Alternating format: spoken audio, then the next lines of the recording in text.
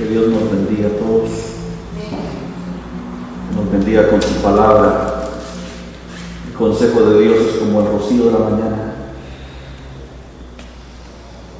que sea deleite para nuestros oídos, que sea como miel a nuestros labios repetir su palabra.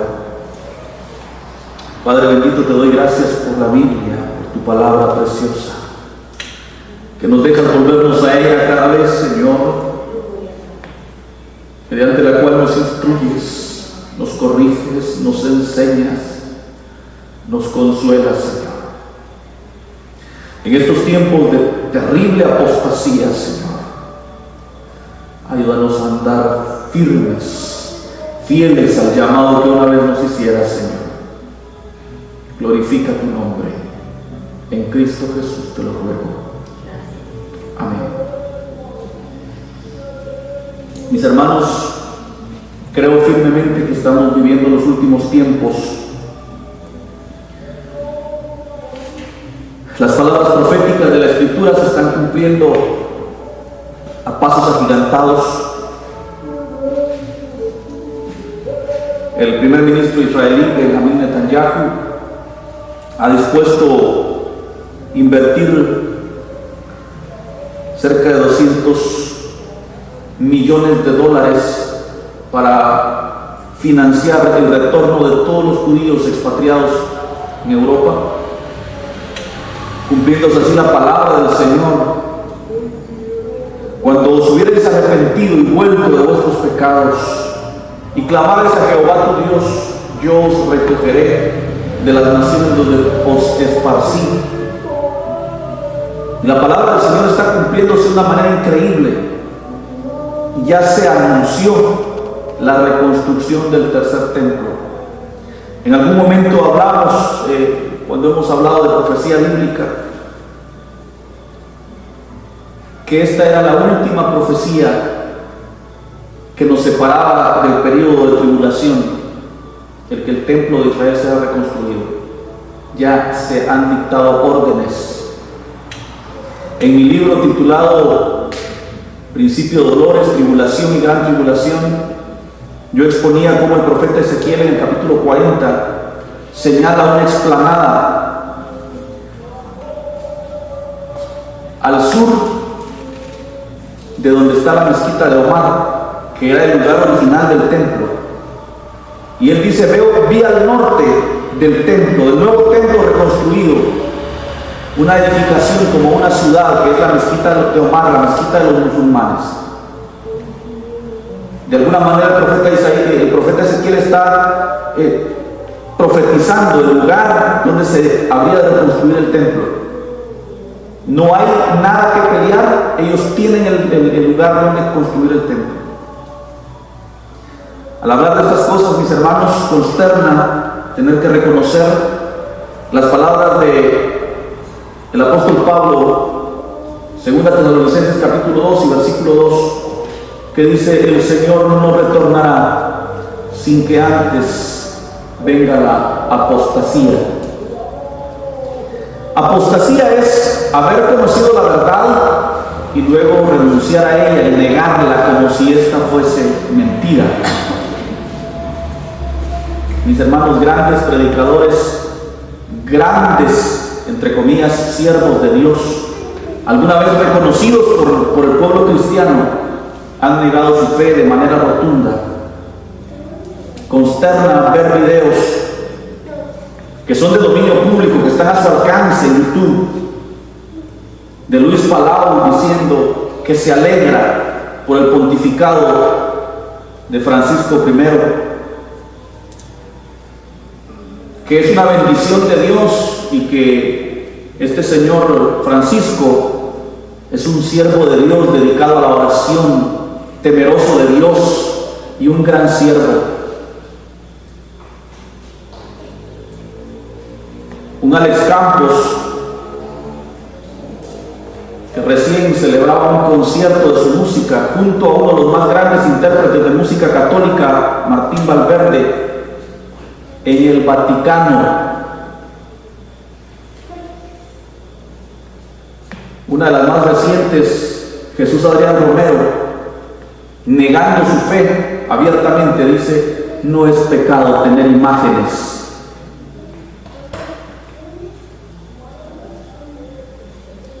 Lo más triste, mis hermanos, es que las multitudes corren tras este tipo de hombres, a los cuales llamamos grandes siervos de Dios.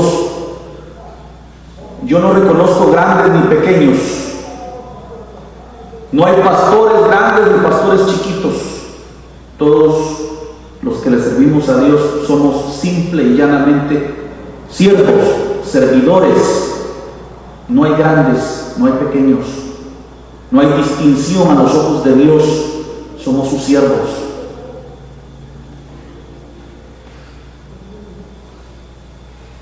Y se separaron dos evangelios.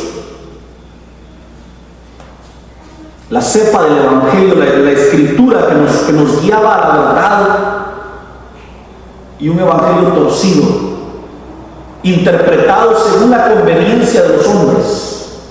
1 Timoteo capítulo 6, versículos 3 al 10. Dice de la siguiente manera: si alguno enseña otra cosa, que no sea esta palabra bendita, y no se conforma a las sanas palabras de nuestro Señor Jesucristo y a la doctrina que es conforme a la piedad, este está envanecido, nada sabe, delira acerca de cuestiones y contiendas de palabras, de las cuales nacen envidias, pleitos, blasfemias, malas sospechas, disputas necias de hombres corruptos de entendimiento y privados de la verdad, que toman el evangelio como fuente de ganancia. Apártate de los tales.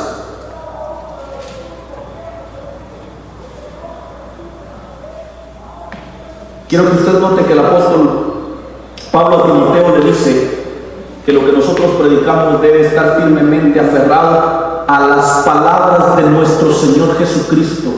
Toda doctrina, exhortación, enseñanza, todo mensaje que la iglesia predique en nuestros días debe estar fielmente aferrado a la palabra que el Señor Jesucristo dijo en los 4 evangelios que tenemos.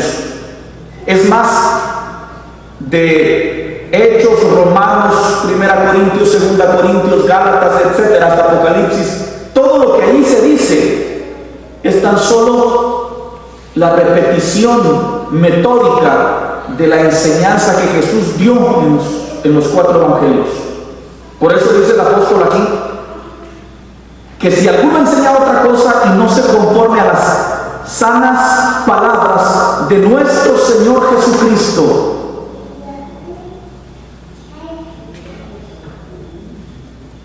y a la doctrina que es conforme a la piedad, está envanecido. ¿Acaso no se han envanecido los predicadores de nuestro tiempo? Dejaron de llamarse siervos para adjudicarse títulos. Evangelistas internacionales le agregan apóstoles, profetas, solo títulos que engrandecen su ególatra corazón, cuando debimos llamarnos siervos. Las librerías cristianas, entre comillas, porque son solo un negocio, están llenas de libros que no nos llevan a temer a Dios, sino forjar líderes. El líder de 360 grados sea un buen líder, el liderazgo eficaz, el líder aquí, el líder allá, un líder te saludará y se retoma aquel de la tele.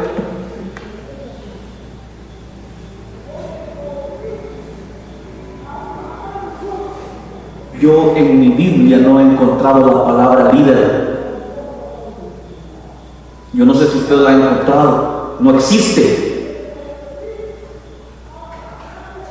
Líderes promulga el gobierno mundial. Líderes se erigen ante los hombres. Nosotros tenemos un líder supremo, cuyo nombre es Jesucristo y no hay más. Él es nuestro pastor que nos apacienta por aguas mansas y pastos delicados. Él es la fuente de toda verdad, el camino y la vida. Si alguno enseña otra cosa que no sean las palabras de nuestro pastor Jesús, está envanecido, nada sabe, delira acerca de cuestiones y contiendas, de palabras de las cuales nacen envidias, pleitos, blasfemias, malas sospechas, disputas necias de hombres que tienen podrido el entendimiento y están ciegos para no conocer la verdad. Y aquí está la otra frase clave que dice que toman el evangelio como fuente de ganancia. Repito, que toman el evangelio como una fuente de ganancia. Jesús dijo: el evangelio no es comida ni bebida, no es algo físico, material. Pero el mensaje de nuestros días es: usted va a ser grande, usted va a ser próspero, usted va a tener dinero. Si usted está en pobreza, está bajo maldición, y Jesús vino a librarle de esa maldición. Si la pobreza es maldición, ¿por qué todos los grandes siervos de Dios vivieron en pobreza? Jesús dio testimonio de que Juan el Bautista era el más grande de todos los profetas. Que Ana Méndez, ni que Ronnie Chávez. El más grande de todos los profetas vestía con un cuero de camello, se ceñía su cintura con un cinto de cuero, comía langostas y miel silvestre en el desierto. El púlpito donde él predicaba con una alfombra roja, ¿verdad? No llenaba estadios, pero la gente iba al desierto para escuchar a Juan el Bautista. Oh, y lo más grande de Juan el Bautista, lo que hizo más grande ante los ojos de Jesús a Juan el Bautista fue su mensaje: estoy aquí para preparar el camino, porque tras mí viene uno más grande que yo. Para que la iglesia sea grande en nuestros días, su mensaje es: pronto viene el más grande de todos. Estoy aquí para preparar el camino. La iglesia está para preparar el camino porque Cristo viene. Cristo viene pronto. Las iglesias ya no predican que Jesús viene porque no les conviene. ¿Qué negocio va a hacer darle mi pisto al pastor para que Dios me bendiga si todos modos ya nos vamos a ir? Entonces no, esto va para largo, hermanos. Cristo no viene todavía. Hombres corruptos como Miriam Monroe, el pastor que le daba cobertura a Cash Luna, se burlaron del arrebatamiento de la iglesia. Y hace apenas un par de semanas se estrelló en su jet privado y está muerto. El Señor, así como a Nadab y a Abiú les cortó la cabeza, así también el Señor va a empezar a destruir a aquellos que han cuarteado la palabra y enseñado torcidamente. Que no le extrañe, de aquí a un poco de tiempo verá grandes predicadores como Cash Luna caer. Hermanos, no es extraño que la iglesia esté vacía de gente en este tiempo. La puerta está a punto de cerrarse. Escuche lo que digo. La puerta está a punto de cerrarse. Los pocos escogidos de Dios que aún faltan están por aceptar o por reconciliarse. Las ovejas extraviadas están a punto de volver. Y los que dentro de la iglesia están infiltrados y no han nacido de nuevo, se están yendo de la iglesia porque no eran llamados de Dios. Estaban dentro de la iglesia por una emoción. Los llamados de Dios, los escogidos de Dios, no se vuelven atrás por nada. ¿Te quieres ir tú también?, le dijeron a Pedro. ¿A dónde iré, Maestro, si solo tú tienes palabras de vida eterna? ¿A quién otro podríamos acudir?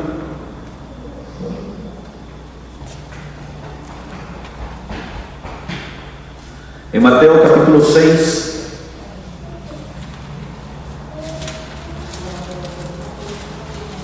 Jesús, hablando acerca del afán y la ansiedad, dice: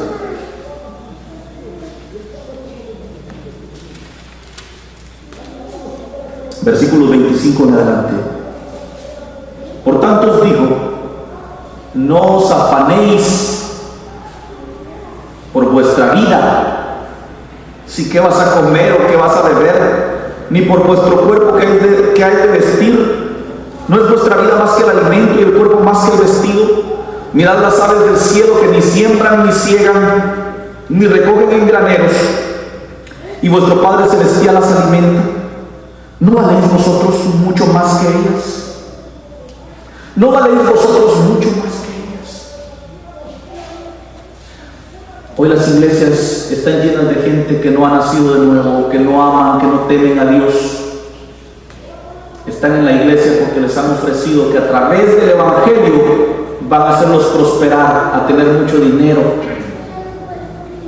El llamado Evangelio de la prosperidad. Ese otro evangelio del cual dice el apóstol Pablo: si alguien viene y os predica otro evangelio distinto a este, aun si los ángeles vienen, aun si yo mismo os predico un evangelio distinto, dice, sea anatema, que traducido es sea maldito. Un nuevo evangelio, y usted escucha las frases: nueva visión,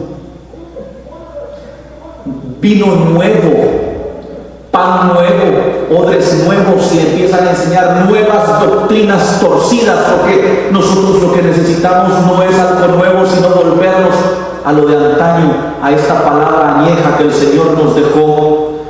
Aquel que no se conforma a las sanas palabras de nuestro Señor Jesucristo y a la doctrina que según la piedad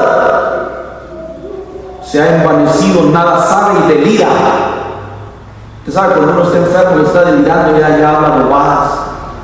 Eso está diciendo acá, están hablando bobadas. No saben nada y deliran acerca de cuestiones y de contiendas de las cuales hacen envidias, pleitos, blasfemias, malas sospechas. Poderosa la palabra cuando dice que toman el evangelio como fuente de ganancia. Yo creo que usted que escucha dentro de este recinto, o alguien que vea esta grabación o la escuche, tiene el suficiente entendimiento para darse cuenta que cuando el evangelio se mezcla con dinero, entonces ya es anatema, entonces ya no sirve. El primero que mezcló el dinero con la fe fue un hombre llamado Giesi.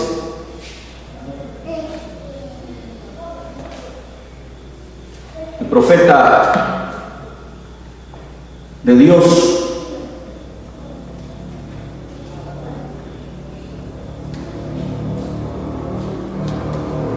Es visitado por un oficial del ejército sirio que tenía lepra. El profeta no lo recibe, le manda al sirviente, le dice: ya sé a qué vienes, ve y lávate 7 veces en el río Jordán. Aquel hombre se va molesto. Yo decía que el profeta de Dios vendría, me saludaría, me pondría una alfombra roja y me oraría a su Dios, y Dios obraría un milagro. Y dice la escritura que otro sirviente, oiga la palabra siervo, otro sirviente, le dijo: amo, si le hubiera dicho que preparara horchata de flor del patio para curarse de la picadura de la viuda negra, ¿no se la hubiera bebido? Bien. Y entonces, ¿qué le cuesta irse a bañar al río 7 veces? Y va el oficial sirio, Naamán, a bañarse al río, y Dios obra un milagro, y entonces manda a regalarle al profeta 7 mulas cargadas de oro y prendas de vestir y un montón de cosas, y el profeta dice: no es tiempo de recibir presentes. ¿Sabe por qué? Porque si recibe los presentes de Naamán hubiera regresado a Siria diciendo: fui a Israel y como yo tengo pisto, le pagué al profeta para que me sanara. Como muchos hoy dicen: me enfermé y 45,000 pagué en el sanatorio y aquí estoy. Si Elías recibe la dote de dinero, Naamán jamás hubiera dicho: hay un Dios en los cielos cuyo nombre es Jehová. Su profeta me dijo: báñate en el río Jordán y yo fui sano. Cuando se mezcla dinero, se le roba la gloria a Dios y se le da al Dios Mamón, al Dios dinero. Pero Giesi, que era el sirviente de Elías, dice que se vio tentado, el sirviente de Eliseo, perdón, estoy confundiendo, se vio tentado cuando vio las 7 mulas cargadas de oro. Y dice que se tiró las trancas por atrás del corral y le fue a salir adelante. Y le dijo: discúlpame, mi señor ha recibido visitas y no sabe qué regalarles. Manda a decir que le mandes uno de esos trajes tan bonitos que traías y alguito de la plata que traías. Y el Naamán le da a Giesi esa dote de dinero, y Giesi se va otra vez por entre el monte, los hace un nudito, los mete entre un costal de manta y los esconde debajo del nido de las gallinas, y regresa con su amo Eliseo, y Eliseo le dice: ¿de dónde vienes, Giesi? No, de ahí, de tirarle maíz a los pollos. Mi espíritu estaba allí cuando tú le pediste dinero al oficial sirio. Por eso la lepra que él tenía caerá sobre ti y tu descendencia para siempre.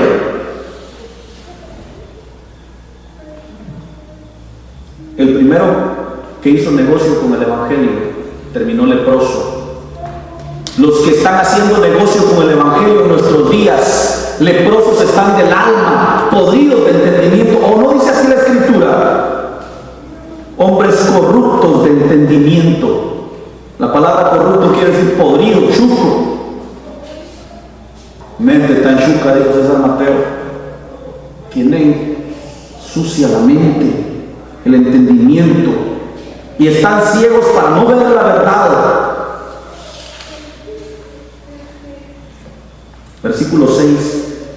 Pero qué gran ganancia es el evangelio de la misericordia, acompañado de alegría, de contentamiento. Oh, qué gran ganancia es conocer a Cristo y estar contentos con lo que Él nos da, por poco que sea.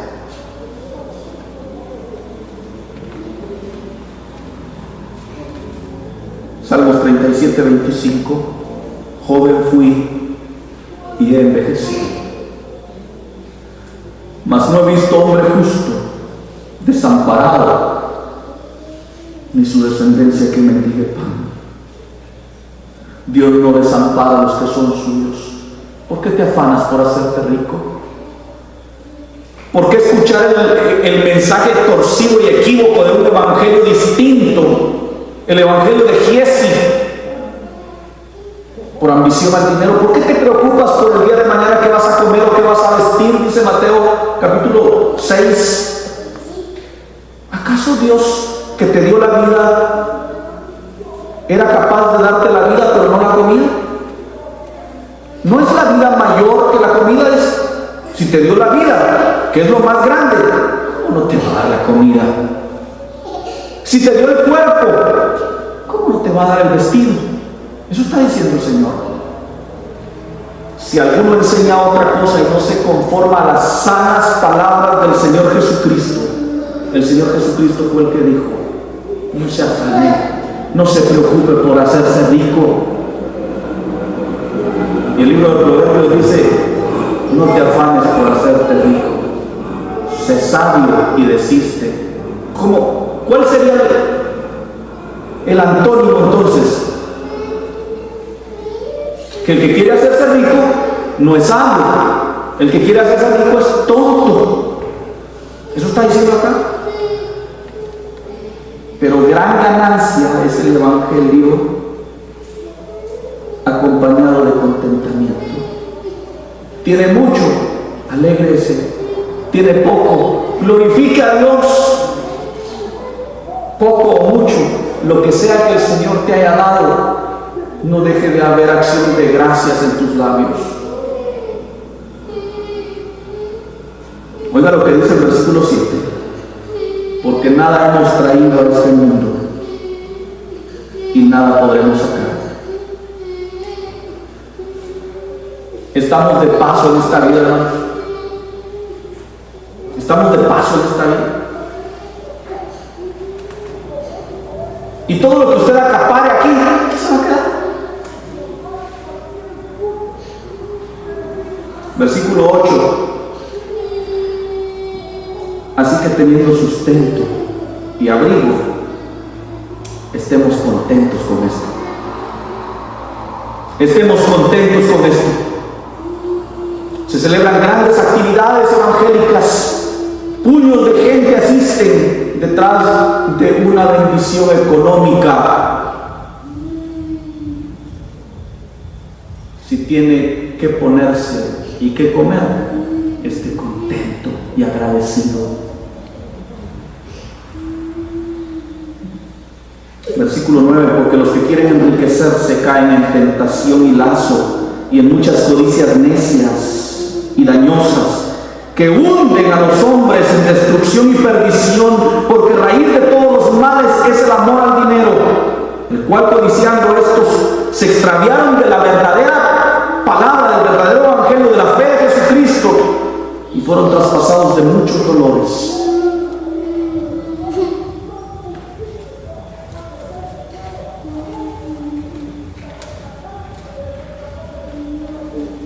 Quiero leer de Deuteronomio capítulo 28, versículo 1. Acontecerá que si oyereis atentamente la voz de Jehová tu Dios para guardar y poner por obra todos sus mandamientos que yo te prescribo hoy, también Jehová tu Dios te exaltará sobre todas las naciones de la tierra. Versículo 5. Benditas serán tu canasta y tu arteza de amasar. ¿Cuánto le cae a una canasta?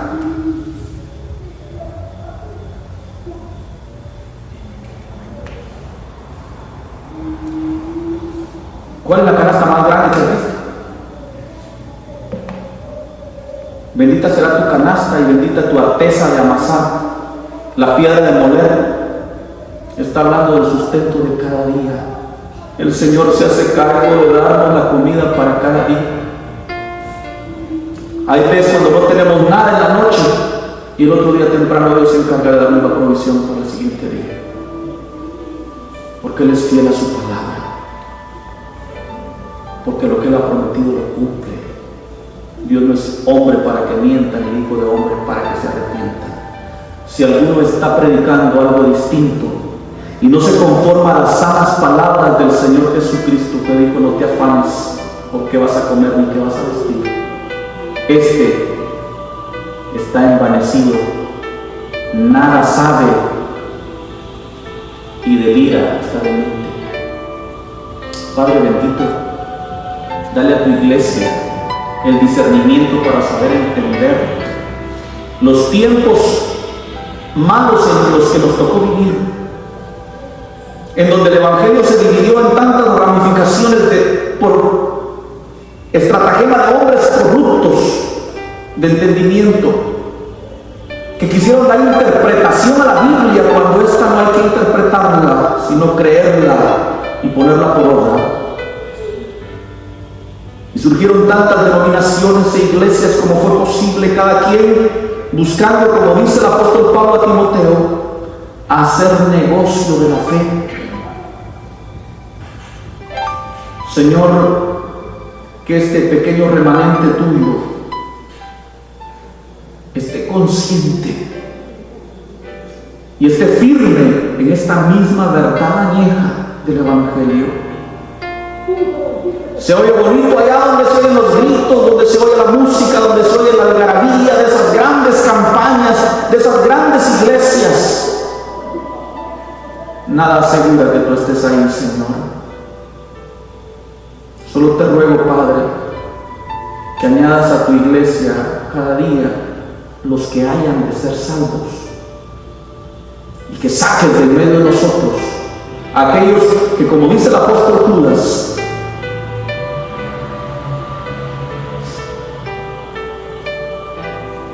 desde antes está destinada para ellos la condenación y la oscuridad eterna. Sácanos del medio de nosotros, Padre. Trae a los hijos pródigos, aquellos que tú llamaste y que son de tu rebaño, pero que están en el mundo, a reconciliarse contigo, porque el tiempo se ha acortado. Hoy está más cerca de nosotros nuestra redención que cuando creímos. Padre, que esta palabra,